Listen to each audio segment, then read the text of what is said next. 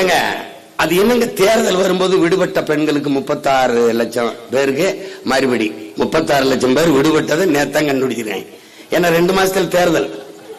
மடிக்கணினி மாணவர்களுக்கு எப்போ? பிப்ரவரியில. ஏன் மார்ச்ல தேர்தல்? தேர்தல் வரும்போது ஒரு பாசம் வரும் பாருங்க. எங்க ஊர்ல சாவுக்கு வரும்போது எங்க ஆத்தா மூளையில உட்காந்து சும்மா உட்காந்து அப்படியே இருக்கும். இந்த பாவி மனுஷன் இப்படி விட்டு போயிட்டாப்புலையே, இந்த பிள்ளைகளை எப்படி வளர்க்கறதுன்னு தெரியலையே அப்படின்னு. இந்த ஊருக்காரன் அந்த பேருந்து நிலையத்துல இறங்கி அங்க இருந்து அழுவாம பாருங்க. யாய ராசா, நாங்கெல்லாம் இவங்க நமக்கு ரொம்ப பெரிய சொந்தம் இருக்குடா, அழுகிறாங்கடா. நாங்க நினைப்போம் அப்ப படிச்சுக்கிட்டு இருக்கும்போது ரொம்ப அழுகு, அப்படி கதறி உருள்றாங்களேன்னு. அவன் தான் திமுக. இந்த பயலுக பயங்கரமா அழுவான். எப்ப அழுவான்? சாவுக்கு. எப்ப அழுவான்? தேர்தலுக்கு. ஏன் அந்த மடிக்கணிய பிப்ரவரி கொடுக்கறது போன வருஷம் கொடுத்துருக்கோம், அதெல்லாம் மறந்துட்டீங்கன்னா அப்ப கொடுத்தா தானே இது திமுக. ஐயா ஸ்டாலின் கொடுத்தது ஓட்டாங்க போடணும். உதயசூரியனுக்கு போடு, அவங்க வீட்டுக்கு விடியும், நாட்டுக்கு விடியுமா? பேச்சாதானுங்க. எத்தனை காலத்துக்கு அந்த தவறை செய்யறது சொல்லுங்க? எத்தனை காலத்துக்கு? எத்தனை காலத்துக்கு? இந்த பாருங்க, எந்த வயசுல இப்ப வந்திருக்காரு பத்தியில. இளமை இருக்கும் போது இந்த வீணா போன வயல்களா உழைச்சிட்டு, அதில் நான் திமுகவில் இருந்தேன். சரிதான் சரிதான். அப்ப துரோகத்தில் முதல் துரோகம் நீங்க ஆரம்பிச்சதுதான். அடுத்து அதை விட கடைசியா இப்ப இங்க வந்து வீதியில நிக்கிறப்பல முதலே சரி பண்ணியிருந்தா நானும் என் தம்பி வீதிக்கு வந்திருக்க மாட்டான். புரியுதா? அது சேகுவாரா இருக்கான்ல, சேகுவாரா உட்கார்ந்து நண்பர்களோட அரசியல் பேசிட்டு இருக்காப்ல. சேகுவாரா படிச்சுக்கிட்டு இருக்கான், மருத்துவரா படிச்சுக்கிட்டு இருக்கான், டாக்டருக்கு. நண்பர்களோட அரசியல் பேசிட்டு இருக்கும்போது அவங்க அப்பா வந்து, இவங்களோட எல்லாம் சேராத, நோ பாலிடிக்ஸ், இவங்களோட எல்லாம் சேர்ந்து அரசியல் பேசக்கூடாது, படிக்கிற வேலையை பார். அவங்க அப்பா சேகுவாரா. நானும் என் நண்பர்களும் அரசியல் பேசுவது போல நீயும் நண்பர்களும் பேசி இருந்தால் நான் அரசியல் பேச வேண்டிய நிலைமை வந்திருக்காது. நான் படிக்கிற வேலையை பார்த்திருப்பேன். இதான் இப்ப எங்க ஐயாட்ட கேட்க வேண்டியது இருக்கு. அவரை மட்டும் காட்டு, எல்லாரும் அவர் அவரு குற்றவாளி எல்லாரும் தான், நானும் தான், இவரும் தான். எல்லாரும் சேர்ந்து கொள்ளிக்கட்டையை வச்சு தலையை சொரிஞ்சுட்டா ஒரு 25-30 வருஷம். இப்ப கீழே ஓடும்போது எல்லாம் பொண்ணா போச்சு. இப்ப என்ன பண்றேன்னு தெரியல. 20 அம்சம் கோரிக்கை. இப்ப எவன் காதல விழ போகுது? ஒண்ணும் கிடையாது. இப்ப ஓட்டு ஒண்ணு இருந்துச்சு எங்களுக்கு, அதையும் எஸ்ஐஆர்னு கிளப்பிட்டான். ஆமா, ஒவ்வொரு தொகுதியிலும் போய் கேட்டா 80,000 ஓட்டு இல்ல, 36,000 இல்ல, 26,000 இல்லைன்னு. அதுல எங்க குடும்பத்துல பல பேர், எங்க தம்பிகளுக்கெல்லாம் உயிரோடு இருக்கும்போது செத்துட்டான்னு அவன் போட்டான். அவன் வந்தது செத்தவர்களை, இறந்தவர்களை பட்டியல இருந்து நீக்க, உயிரோடு இருக்கிறவங்க செத்தவர்களை செத்துட்டான். டேய், ஏண்டா இப்படி செத்து போனவுக்கு? ஐயோ ஐயோ, அது எப்படின்னு சொல்லுங்க. எந்த கொம்பனாலும் குறை சொல்ல முடியாத ஒரு ஆட்சியை உங்கள் ஸ்டாலின் கொடுத்து கொண்டிருக்கிறார். எவன் குறை சொல்லுவான்? குறைய தவிர வேற சொல்றதுக்கு என்ன இருக்கு? அங்க என்ன இருக்கு சொல்லுங்க? இந்த கேவலப்பட்டங்க மாதிரி மாசத்துக்கு 1000 ரூபாய். தம்பி சொல்றாரு பாலு, மாசம் 12,000 ரூபாய் தான் யாருக்கு? இந்த அரசு பணியாளர் டாஸ்மாக் இருக்கு. அம்மாவுக்கு 1000 ரூபாய், அம்மாவுக்கு 1000 ரூபாய். இத வேற அது சக்சஸ்ஃபுல் ஸ்கீம்னு வேற நம்ம கிட்ட சொல்றாங்க. நல்லா வெற்றிகரமா போகுது. நம்ம ஊர்ல, எங்க ஊர்ல அம்மா களை எடுக்க வர்றவங்களுக்கு, நாத்து நட வர்றவங்க, களை பறிக்க வர்றவங்களுக்கு எல்லாம் 300 ரூபாய், 400 ரூபாய், 500 ரூபாய் சம்பளம் கொடுக்குறா. 30 ரூபாய் சம்பாரிச்சுக்க முடியாதா எங்க அம்மாவால, என் தங்கச்சியால? ஒரு நாளைக்கு ஒரு இட்லி 30 ரூபாய்க்கு விற்குது. ஒரு இட்லிக்கு காசு சம்பாதிக்க முடியாதாடா? இதுக்கு கூட வக்கற்ற நிலையில எங்க ஆத்தால வச்சுட்டு 1000 ரூபாய் கொடுத்தேன். என்ன நீ ராஜராஜ சோழ மூவேந்தர் பரம்பரை சொத்தம்பட்டு வித்து கொண்டாந்து கொடுத்த? 10 லட்சம் கோடி கடனாக்கி வச்சிருக்க நீ. 80,000 கோடி வட்டி கட்டுற நீ. கடன்காரப்ப எங்க தலையில கடனை வச்சுட்டு போய் அங்க கடற்கரையில படுத்துருவ. நாங்க காலங்காலமா இங்க வட்டி கட்டிட்டு தாங்கணும். எப்படி இருக்கு? ஐயா இது உங்களை நல்லா இருப்பிய. எனக்கு போடுங்க போடாம இருங்க. என் தம்பி பால் சொல்ற மாதிரி எங்களுக்கு போடுங்க போடாம இருங்க. ஆனா யோசிச்சு போடுங்க. பாத்திரம் அறிஞ்சு பிச்சையை போடுங்க. என்னம்மா எந்தையாவது எவனுக்காவது போட்டு மறுபடியும் இன்னொரு தடவை எங்களை போராட கூப்பிடாதீங்க. ரொம்ப சோர்வாயிருது. ஏன்னா திருப்ப திருப்ப திருப்ப அப்படின்னு ஒரு தடவை தவறு பண்ணலாம், 2 தடவை தவறு பண்ணலாம். இப்படியா 60 வருஷமாவா எங்களை பாடுபடுத்துவிய? கள்ளச்சாராயம் குடிச்சு செத்தவனுக்கு 10 லட்சம் கொடுத்த ஒரு ஆட்சியை உலக வரலாற்றில் நீங்க எழுதி வச்சுக்கணும். பொண்ணேட்ல எங்களுக்கு பின்னாடி வரைய தலைமுறை எழுதும். கள்ளச்சாராயம் குடிச்சு நான் கூட சொன்னேன், சாகிறதுன்னு ஆயிடுச்சுன்னா சனி ஏதாவது விஷம் கஷ்ட குடிக்காத, சாராயத்தை குடி செத்துப்போ. அது ஒரு தூக்குல தொங்கினாரு. அதெல்லாம் எதுக்கு தேவையில்லாத இல்லை. யாராவது நடிகை வந்தா பார்க்க போய் கூட்டத்தில் போய் நெருங்கி செத்துப்போ. அப்போவாவது 10 லட்சம் கொடுப்பான். ஒண்ணு குடிச்சுச்சா இல்ல நடிக்கிறவனா கூத்தாடிய பார்க்க போயிச்சா, 2ல 1 ஒரு அடிப்படையை என் அன்பு சொந்தங்கள் சிந்திக்கணும். அரசு பணி என்பதை பாதுகாப்பு என்று நாம் கருதுகிறோம். அரசு பணியாளர்கள் இவ்வளவு பேர், 20 அம்சம் என்பது 20 துறை சார்ந்த பெருமக்கள் சூழல் இருந்தால் அடித்தட்டு மக்களின் நிலைமை என்னவாக இருக்கும் என்பதை சிந்தித்து பார்க்கணும்.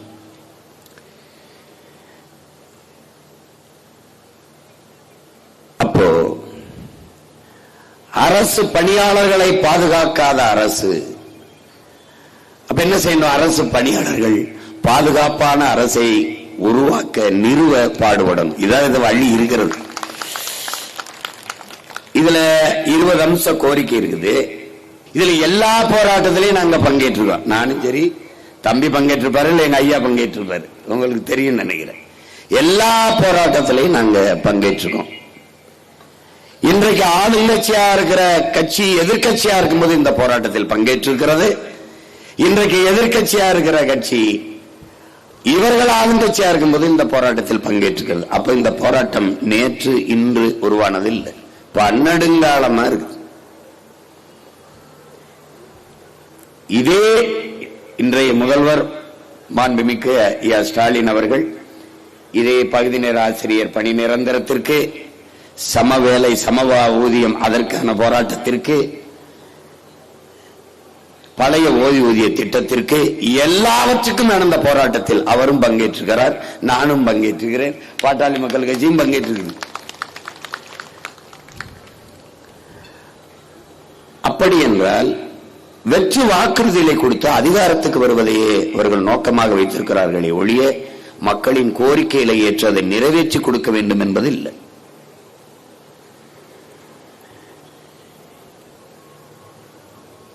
புரட்சியாளர் அம்பேத்கருடைய திருவுருவச் சிலையை எங்களுக்கு நினைவாக பரிசாக கொடுத்தார்கள். இழந்துவிட்ட உரிமைகளை பிச்சை கேட்டு பெற முடியாது, போராடித்தான் பெற்றாக வேண்டும் என்று கற்பித்தது. எவ்வளவு அனுபவபூர்வமான படிப்பறிவு இல்லை, அது பட்டறிவு என்பதை அறிவார்ந்த என் இன சொந்தங்கள் புரிந்து கொள்ளும். போர்க்குணமின்ற உயிரினங்கள் உலகில் பரிதாபகரமானவை. இங்க அரசை வழிநடத்தக்கூடிய எல்லாம் வீதியில் வந்து போறான்னா அரசு என்ன லட்சணத்தில் நடக்கும் என்பதை நீங்க தான் சொல்லணும். அறிவார்ந்த பெருமக்களே, உங்களிடத்துல ஒண்ணு சொல்றேன், நான் உங்களுக்கு ஒண்ணு சொல்றேன். ஒரு நாட்டின் எதிர்காலம் என்பது அந்த நாட்டின் வகுப்பறையில் தான் தீர்மானிக்கப்படுதுங்கிறான். அப்படின்னா அந்த வகுப்பறை யாரு? ஆசிரியர் பெருமக்கள். என்னைய பெற்ற தாய் 10 மாதம் தான் உயிர் கருவறையில் சுமக்கிறார். ஆனால் ஆசிரியர் பெருமக்கள் 20 ஆண்டுகளுக்கு மேலாக அறிவு கருவறையில் வச்சு சுமக்கிறார். என்னை பெற்றவர்கள் உலகத்தை அறிமுகப்படுத்துகிறார்கள். இதுதான் உலகம், இது சித்தப்பா, இது பெரியப்பா, இது உன் அப்பன், இது தாத்தன், இது மாமன், இது அண்ணன், இது தம்பி என்று இந்த உலகத்தை அறிமுகப்படுத்துகிறார்கள். ஆனால் ஆசிரியர் பெருமக்கள் தான் உலகத்திற்கு என்னை அறிமுகப்படுத்துகிறார்கள். இவன் சீமான் என்று இவன் சாக்ரட்டிஸ், இவன் பிளாட்டோ, இவன் அரிஸ்டாட்டில், இவன் ஏங்கல்ஸ், இவன் இங்கர்சால் என்று உலகிற்கு நம்மை அறிமுகப்படுத்துவது ஆசிரியர் பெருமக்கள்.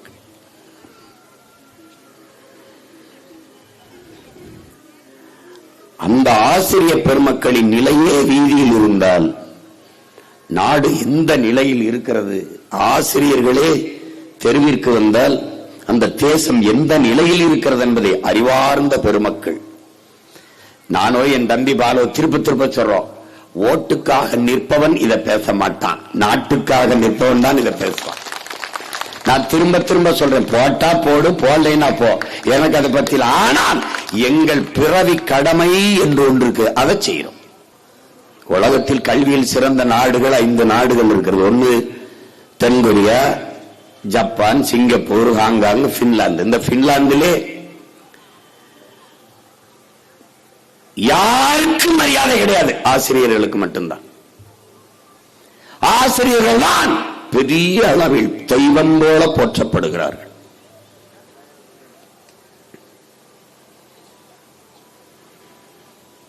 அதற்கு காரணம், நான் ஐஏஎஸ், நான் ஐபிஎஸ், நான் மருத்துவர், நீ எவனாவது இவனை எல்லாம் உருவாக்கியவன் ஆசிரியர்.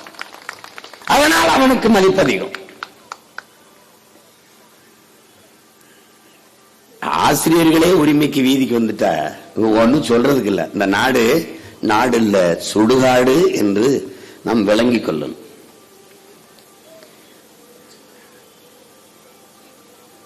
பழைய ஓய்வூதியத்தை உறுதி செய்யுங்கள். பல ஆண்டுகளா போராடுறாங்க. ஐயாவுக்கு தெரியும், நேத்து இன்னைக்கு வைக்கிற கோரிக்கை இல்ல, விருத்தாச்சலத்துல நம்ம வச்சு போராட என்னம்மா இன்னைக்கு வைக்கல, அது ரொம்ப நாளா நடக்குது.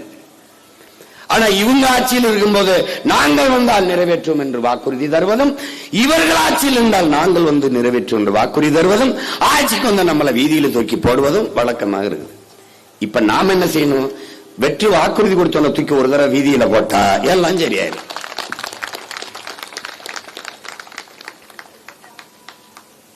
நமக்கு ஒரு நோய் இருக்கு, நாம ஒரு ஓட்டு போடுறதுனாலயா மாற்ற வந்துற போது, நாம பேசியா எல்லாம் மாறிற போகுது. இது ஒரு கொடுமைங்க. பேச வேண்டும், ஒவ்வொருவனும் பேச வேண்டும். பேசுவது என்பது இருப்பையும் எதிர்ப்பையும் காட்டுவதற்கான ஒரு போராட்டம் என்பதை அறிவார்ந்த பெருமக்கள் புரிஞ்சுக்கணும். நாம் பேசியா விடிய போகுது, நாம் பேசியா நடந்துற போது, தனிமரம் தோப்பாகாது, சரிதான்.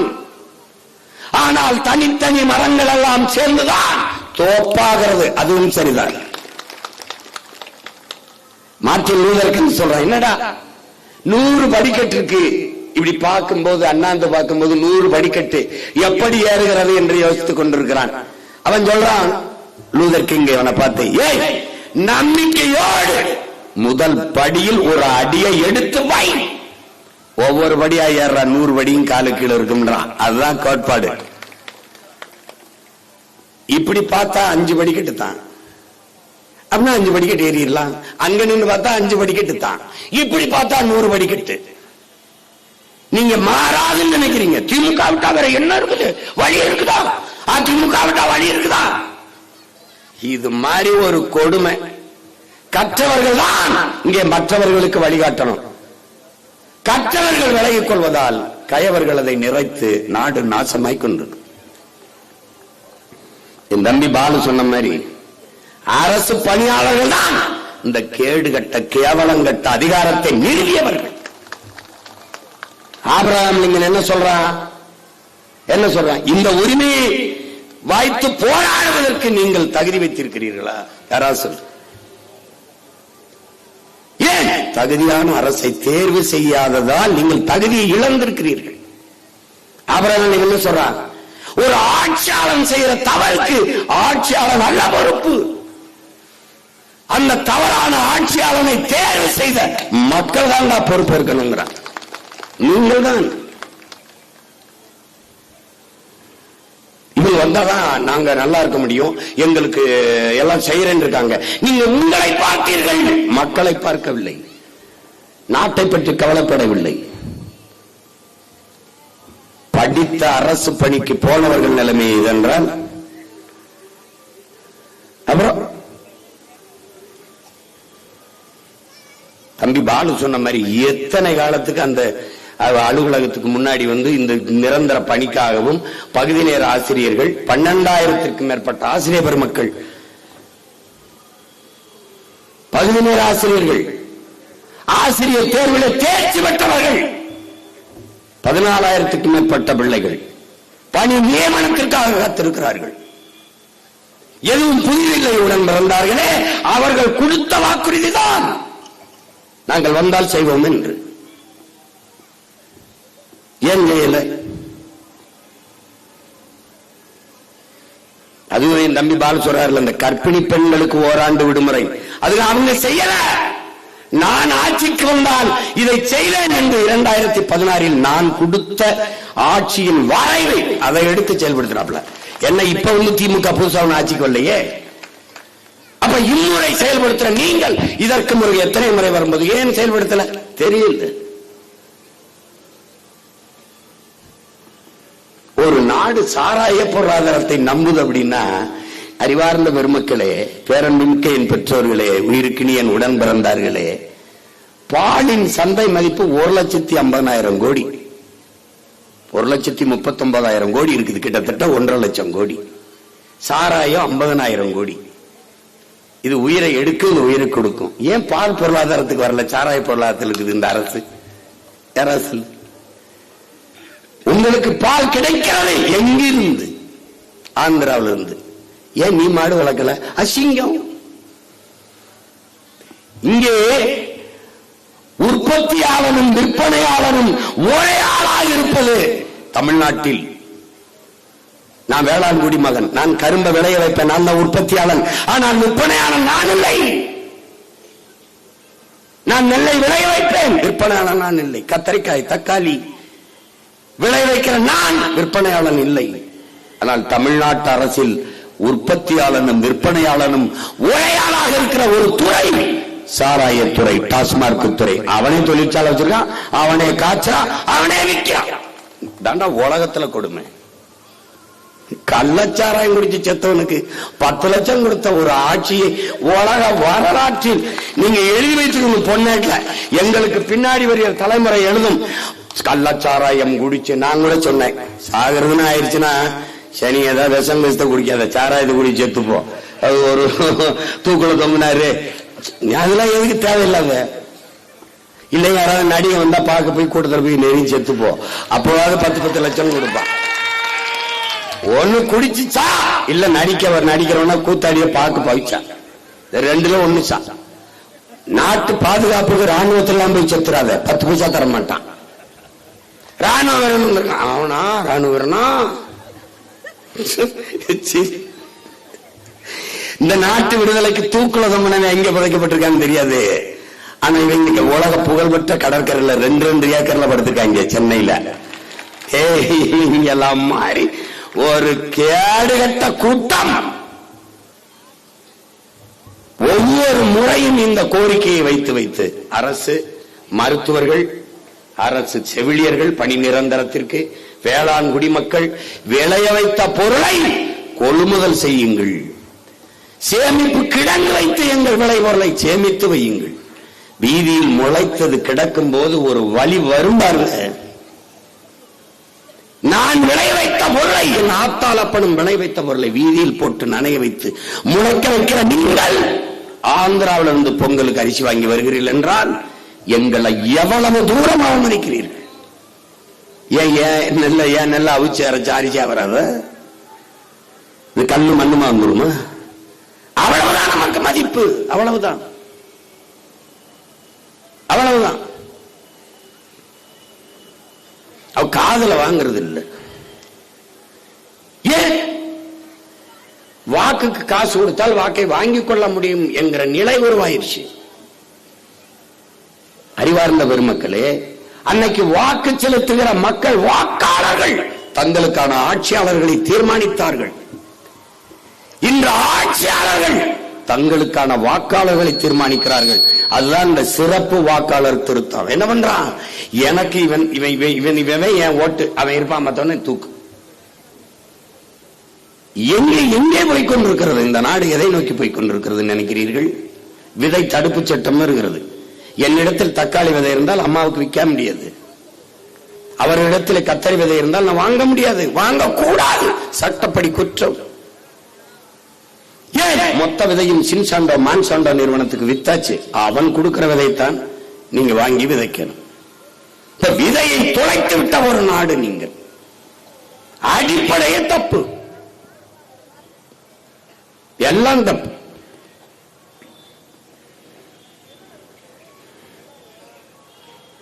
இந்த அரசு பணியாளர்கள் வாக்கு நமக்கு வராது என்ற அச்சம் ஏற்பட்டாலே ஒழிய அவர்கள் இந்த கோரிக்கையை ஏற்க மாட்டார்கள். இது சத்தியம், நீங்க எழுதி வைங்க. இப்ப ஒருவேளை இவங்க எல்லாம் சேர்ந்து சீமானுக்கோ அல்லது பாட்டாளி மக்கள் கட்சி பாலசுவரம் மாதிரி அவங்களுக்கோ போட்டுருவாங்களான்னு நினைச்சா, காலையில ஐயாவை கூப்பிட்டு இந்த முக்கிய பொறுப்பாளர்களா வாங்க, என்ன உங்க பிரச்சனை, இப்ப விட்டுருங்க, அடுத்த முறை நம்ம ஆட்சிக்கு வந்த பிறகு முதல் கையெழுத்து, ஏன்னா முதல் கையெழுத்தே 300 கையெழுத்து போட்டிருக்காங்க அவங்க. அது மது ஒழிப்பு, உங்களுக்கு தெரியும், உங்களுக்கு தம்பிக்கு தெரியும். சாதி வாரி கணக்கெடுப்பு எடுன்ட்டு குறைஞ்சது ஒரு 1/4 நூற்றாண்டுக்கு மேல போராடுறோம். இவங்க இந்த இடஒதுக்கீடுங்கிற வார்த்தையை நாங்க அதை ஏற்கல, இடப்பகிர்வு, இடப்பங்கீடு அதுதான் நாங்க கேட்கறது. ஏன்னா ஒதுக்கீடுங்கிற எங்க ரொம்ப நாளா ஒதுக்கி வச்சிருந்ததுனாலதான் அதை கேட்கிறோம். அப்புறம் ஒதுக்கீடு, இடத்தை கொடுத்து ஒதுக்கி வர வைப்பியாடாங்கிறதான் பிரச்சனை. இப்ப இந்த நிலத்தில் எவனோ அதுக்கு உரிமை கொண்டாடுறான். ஆனால் ஒரே ஒரு மகன், ஒற்றை மகன் போராடி நமக்கு இந்த உரிமை பெற்று தந்தான் அல்லால் அது எங்க ஐயா ஆனமுத்து ஒருவன் தான். அவன் தான் பெற்றுக் கொடுத்தான். அவன் பெற்றுக் கொடுத்தான் என்பதை தமிழ்நாடு முழுமைக்கும் கொண்டு போய் சேர்த்த பெருந்தகை எங்களுடைய ஐயா மருத்துவர் ராமதாஸ் அவர்கள். இன்றைக்கு வரைக்கும் சாதிவாரி கணக்கெடுப்பு, சமூக நீதி கோட்பாடு உயிர் போல இருக்கின்றான். அது பாட்டாளி மக்கள் கட்சியின் கொள்கையில் உயிர் கொள்கையா இருப்பதால் தான் அது இருக்குது. அதற்கு பின்னாடி வந்த என் போன்ற பிள்ளைகள் அந்த கோட்பாட்டை உறுதியாக பிடித்துக் கொண்டு நிற்கிறோம் என்றால் அது எங்க ஐயா அவர்கள் ஊட்டி அந்த உணர்வு, காட்டி அந்த பிடிப்பு என்பதை அறிவார்ந்த தமிழ் சமூக மக்கள் புரிந்து கொள்ளணும். எல்லாமே நமக்கு பிரச்சனையா இருக்கு. ஆனால் பெரிய பெரிய உற்சாகமும் நம்பிக்கையும் எனக்கு வருவது, இன்னைக்காவது உங்கள் உரிமைக்கு நீங்கள் வீதிக்கு வந்து போராட வந்திருக்கிறீர்கள் என்பதை பார்க்கிற போது பெருமையும் மகிழ்ச்சியும் இருக்குது. ஏனால் கற்றவர்கள் தான் மற்றவர்களுக்கு வழிகாட்ட வேண்டும். ஏன்னா உயிரினும் மேலானது உரிமை என்ற கோட்பாட்டை கொண்ட இனத்தின் மக்கள் நாம். அதான் ரொம்ப முக்கியம். நமது முன்னவர்கள் இந்த நாட்டை ஆளுகிற போது வெள்ளைக்காரன் வந்து நீ கப்பத்தை கட்டிவிட்டு ஆண்டுகொள் என்று சொல்லும்போது கேட்டுட்டு போறதுக்கு எவ்வளவு நாள் ஆகும்? என் பாட்டன் சேதுபதிக்கோ, என் பாட்டன் தீரன் சின்னமலைக்கோ, மருதுபாண்டியருக்கோ எவ்வளவு சிரமம், எவ்வளவு நேரம் ஆயிருக்கு. ஒண்ணும் இல்ல, சரிங்க என்னங்க வேணும், கப்பம் தான் கட்டுறேங்க, கட்டி நானே ஆண்டுகிறேன் சொல்ல முடியாதா? முடியும். ஏன் செய்யல? உயிரினும் மேலானது எனது உரிமை. அதான் அடிமை வாழ்வினும் உரிமை சாவு மேலானதுன்னு வச்சத்தான். அப்ப அந்த பரம்பரையில் வந்த நாம் நமக்கான உரிமையை இழந்து விட்டு எப்படி வாழ்வது?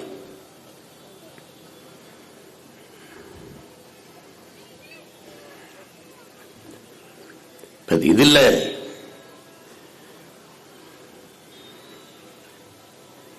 உங்க பிள்ளைகள் எங்கள்கிட்ட ஒண்ணுதான் இருக்குது, உங்களோட சேர்ந்து நாங்கள் உட்கார்ந்து போராடலாம், அவ்வளவுதான் எங்களுக்கு இருக்கிற வலிமை.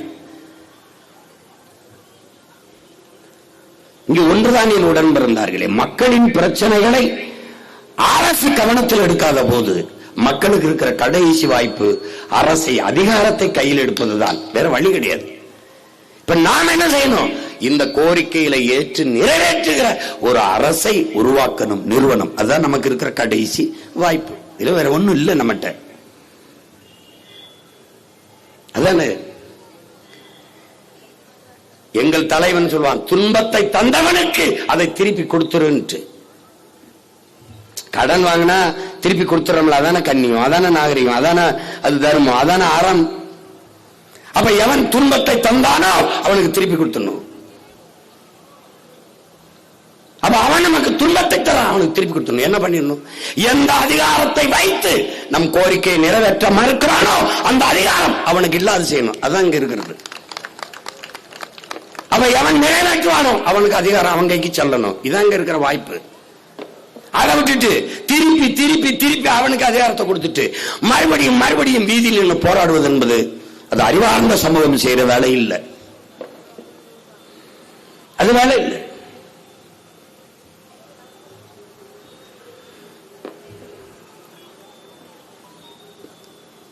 அதனால இப்போ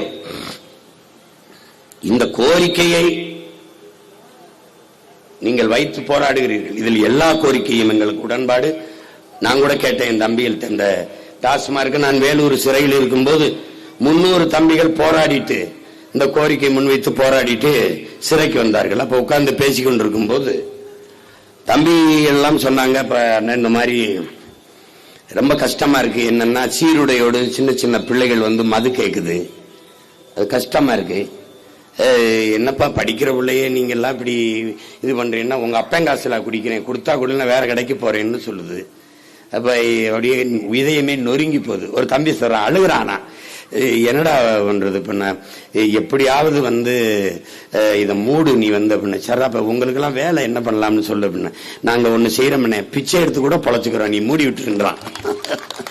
எனக்கு இன்னும் ஞாபகம் இருக்கு எனக்கு. அதனால இந்த டாஸ்மார்க் பணியாளருக்கு நிரந்தரம் பணி நிரந்தரம்ங்கிறத நான் உறுதி தர முடியாது.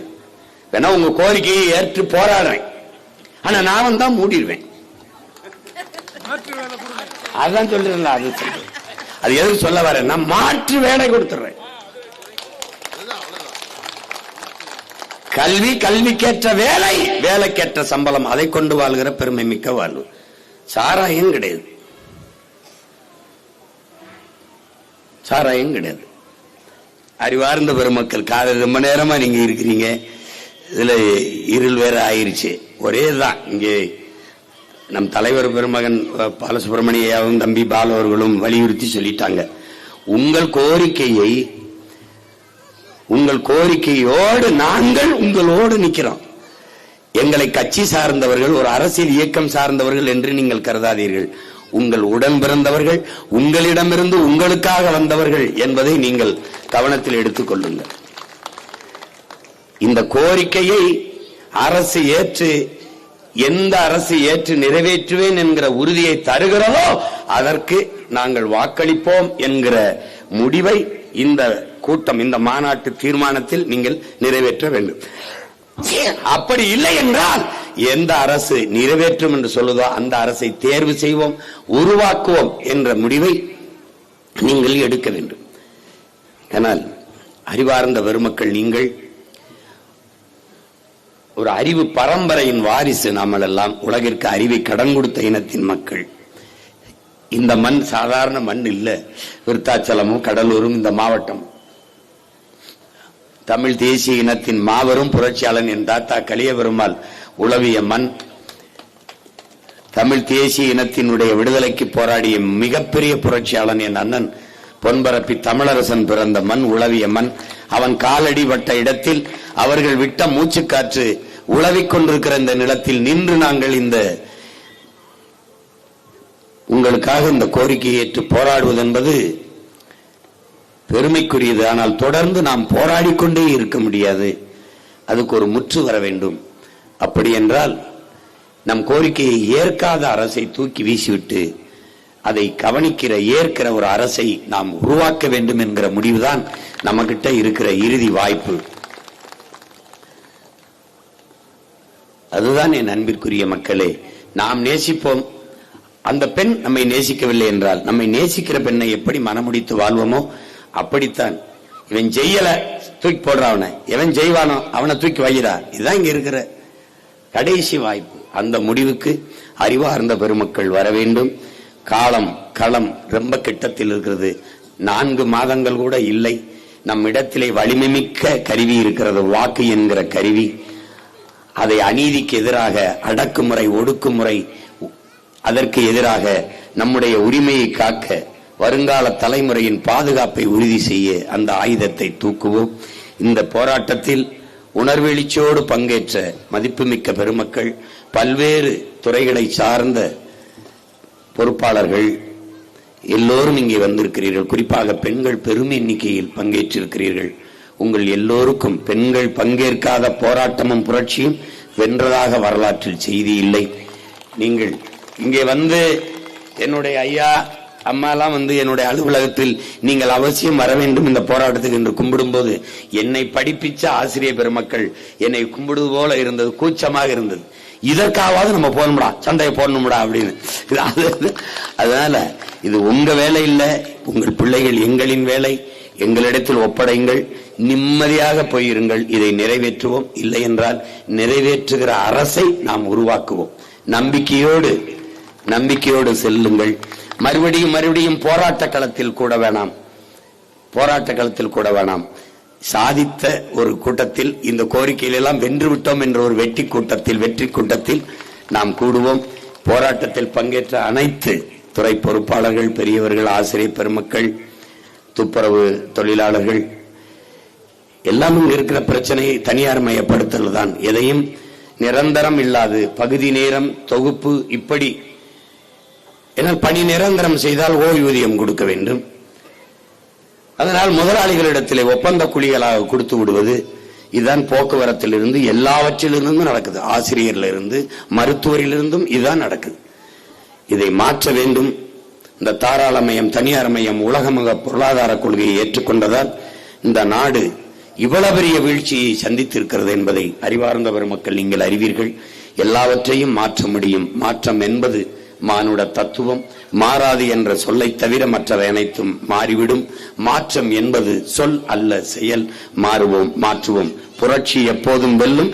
நம் போராட்டமும் வெல்லும். நன்றி, வணக்கம். நாம் தமிழர்.